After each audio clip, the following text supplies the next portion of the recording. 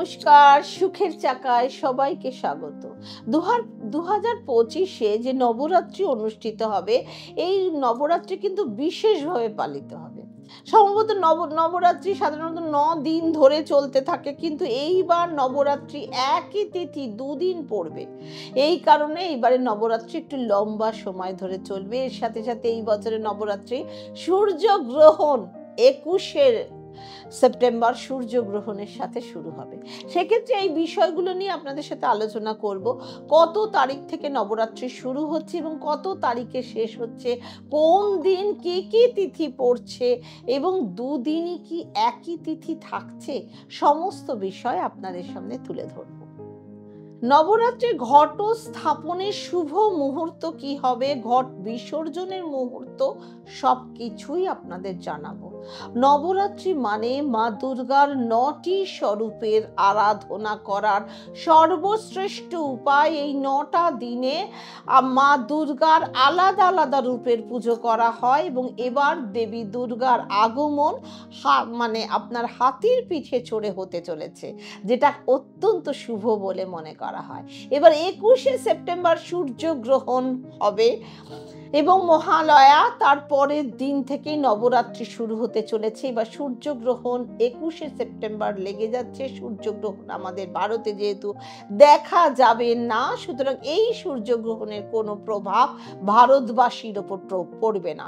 New Zealand এবং অস্ট্রেলিয়াতে দেখা যাবে। সেক্ষেত্রে সবাইকে বলবো, সূর্যগ্রহণ নিয়ে কোনো রকম কোনো প্রশ্ন নিজের মধ্যে রাখবেনই না। এবার নবরাত্রি 22শে সেপ্টেম্বর সোমবার থেকে শুরু হচ্ছে এবং এর সমাপ্তি ঘটবে 1 অক্টোবর বুধবার 2025। তারপরের দিন মানে 2 অক্টোবর বৃহস্পতিবার 2000 বিধি অনুযায়ী নবরাত্রির মহা উৎসব সমাপ্ত হবে। শারদীয়া নবরাত্রি আশ্বিন মাসের শুক্লপক্ষের প্রতিপদ তিথি থেকে শুরু হয়, নবমী পর্যন্ত সমাপ্তি ঘটে। এইবার আশ্বিন মাসের শুক্লপক্ষের প্রতিপদ তিথি আরম্ভ হচ্ছে 21শে সেপ্টেম্বর মধ্যরাত 1:23। এই তিথি সমাপ্ত হবে 22শে সেপ্টেম্বর রাত 2:55। সেক্ষেত্রে তিথি অনুযায়ী 22শে সেপ্টেম্বর থেকেই এই মহা উৎসব শুরু হয়ে যাবে। নবরাত্রির প্রথম দিনেই অনেক প্রকারের পূজা আরাধনা, মন্ত্র জপ, বৈদিক অনুষ্ঠান পালন করার সাথে ঘট স্থাপন, পরিষ্কার পরিচ্ছন্নতা মেনটেন করে ঘট স্থাপন আপনারা করবেন। ঘট স্থাপনের অনুষ্ঠান প্রথম দিনই যোগ্য সময় মনে করা হয়। ঘট স্থাপনের শুভ মুহূর্ত হলো নবরাত্রির প্রথম দিন মানে 22শে সেপ্টেম্বর সোমবার সকাল 6:09 থেকে সকাল 8:06 অবধি থাকবে। যে কোন কারণে এই টাইমের মধ্যে ঘট স্থাপন না করতে পারলে তাহলে অভিজিৎ মুহূর্তেও ঘট স্থাপন করতে পারবেন। অভিজিৎ মুহূর্ত থাকবে সকাল 11:49 থেকে 12:38 মধ্যে। এই দিন সূর্য উদয় হবে সকাল 6:09 এবং সূর্য অস্ত যাবে 6:18। এর সাথে এই বছরের নবরাত্রি উত্তর ফাল্গুনী নক্ষত্র থাকবে এবং উত্তর ফাল্গুনী নক্ষত্র এবং হস্ত আপনার যে রাজযোগ তৈরি হবে, হস্তার সাথে একটা রাজযোগ তৈরি করবে। ধার্মিক অনুসার মাধ্যমে প্রত্যেক বছর নবরাত্রির সময় মা দুর্গা আলাদা আলাদা বাহনের ওপর বসে আসেন এবং যদি নবরাত্রি রবিবার এবং সোমবার আরম্ভ হয় তাহলে কিন্তু দেবী সব সময়ের জন্যই হাতির ওপর আগমন হয়। সেক্ষেত্রে এবার নবরাত্রি সোমবার শুরু হতে চলেছে, তার মানে দেবী গজে আগমন। এটা অত্যন্ত শুভ বলে মনে করা হয়। সুতরাং সবাই আনন্দের সাথে এই মঙ্গলময় উৎসব পালন করবেন। ঘরে চিৎকার চেঁচামেচি ঝগড়াঝাটি উচ্ছৃঙ্খলতা বেশি দেখাবেন না। এতে সমৃদ্ধি, উন্নতি এবং শান্তির প্রতীক বলে মনে করা হয়। দেবী দুর্গার আগমন যখন হয় তখন সামান্য বর্ষা অবশ্যই হবে, কিন্তু এইবার দেবী দুর্গা সুখ শান্তি নিয়ে আগমন করছেন। নবরাত্রি আরম্ভ হচ্ছে 22শে সেপ্টেম্বর সোমবার প্রতিপদ তিথিতে। এই দিন মাতা শৈলপুত্রীর আরাধনা করা হবে। নবরাত্রি শৈলপুত্রীর মন্ত্র হচ্ছে ওং ঐং হ্রেং ক্লিং শৈলপুত্রই নমঃ। ওং ঐং হ্রেং ক্লিং শৈলপুত্রই নমঃ। নবরাত্রির দ্বিতীয় দিন শুরু হচ্ছে 23শে সেপ্টেম্বর মঙ্গলবার। এই দিন দ্বিতীয়া তিথি থাকবে। মা ব্রহ্মচারিণীর পুজো করা হবে। মন্ত্র ওং ঐং হ্রেং ক্লিং ব্রহ্মচারিণ্যই নমঃ। ওং ঐং হ্রেং ক্লিং ব্রহ্মচারিণ্যই নমঃ। এই মন্ত্র আপনারা কিন্তু জপটা অবশ্যই করবেন। এরপর নবরাত্রির তৃতীয় দিন হচ্ছে 24শে সেপ্টেম্বর বুধবার, তৃতীয়া তিথি। মাতা চন্দ্রঘণ্টার পুজো হবে। ওং ঐং হ্রেং ক্লিং চন্দ্রঘণ্টায় নমঃ। ওং ঐং হ্রেং ক্লিং চন্দ্রঘণ্টায় নমঃ। চতুর্থ দিন 26শে সেপ্টেম্বর 2025 বৃহস্পতিবার, চতুর্থীতে মাতা কুষ্মান্ডার পুজো করা হবে। ওং ঐং হ্রেং ক্লিং কুষ্মান্ডায় নমঃ। ওং ঐং হ্রেং ক্লিং কুষ্মান্ডায় নমঃ। শনিবার পঞ্চমী তিথিতে স্কন্ধ মাতার পুজো করা হবে। ষষ্ঠীর দিন 28শে সেপ্টেম্বর মহাষষ্ঠী পালন করা হবে। মা কাত্যায়নীর পুজো হবে। ওং ঐং হ্রেং ক্লিং কাত্যায়ন্যই নমঃ। সপ্তমীর দিন 29শে সেপ্টেম্বর সোমবার মহাসপ্তমী মা কালরাত্রির পুজো হবে। ওং ঐং হ্রেং ক্লিং কালরাত্রায় নমঃ।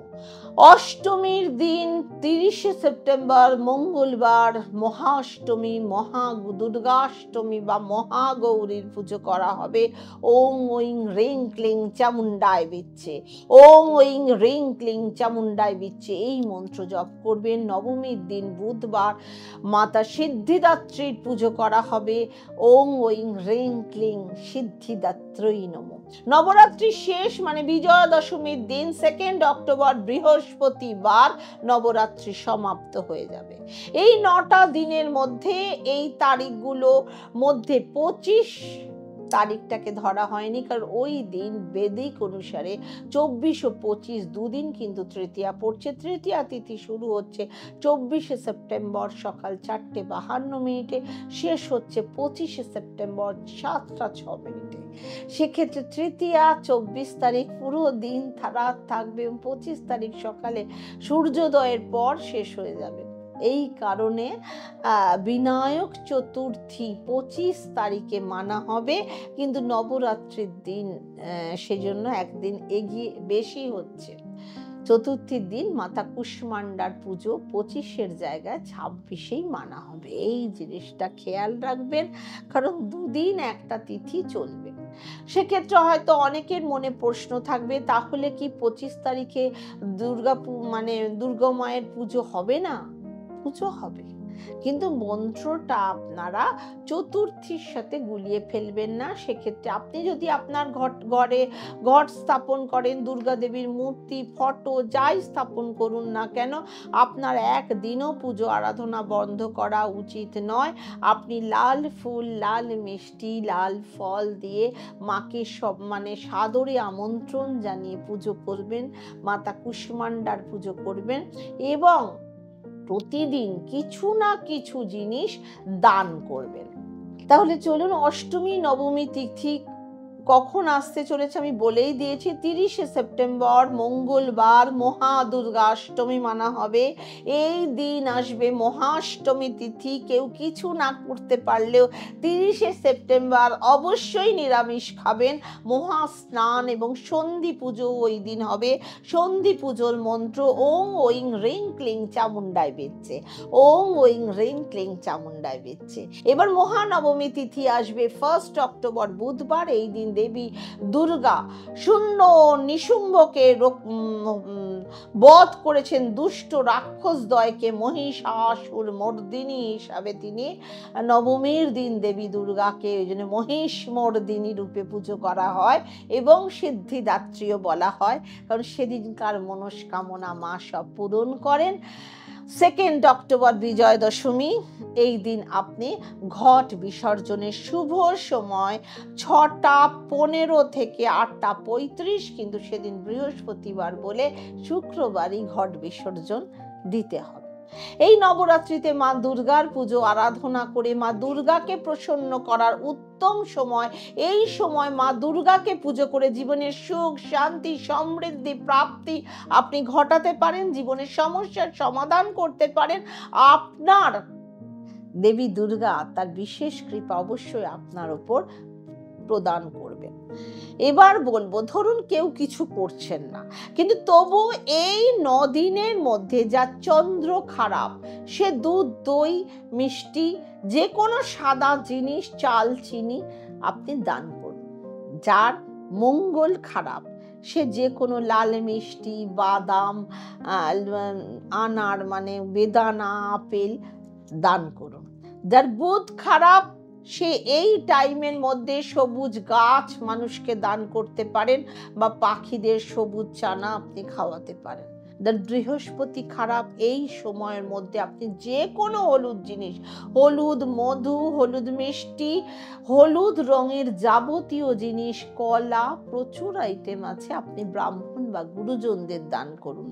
যার শুক্র খারাপ, তাকেও বলবো সাদা জিনিস, দই, দুধ, মাখানা, চাল, চিনি, সাদা মিষ্টি আপনারা দান করুন শুক্রবার দিন।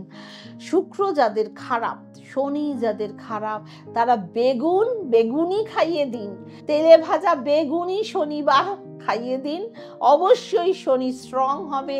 যাদের রবি খারাপ, তারা গুড় দান করুন, গম, আটা দান করুন, অবশ্যই আপনার রবি স্ট্রং হবে।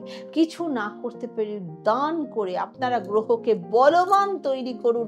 এই সময় বিশেষ যোগে মায়ের পরিপূর্ণ আশীর্বাদ নিয়ে নিন। যে কাজই করুন না কেন, আনন্দ উৎসবের মধ্যেও কিছু পয়সা দান দক্ষিণা দিন অবশ্যই, যাতে আপনাদের 26 সালটা আবার মা আসার আগে অবধি ভালো কাটে।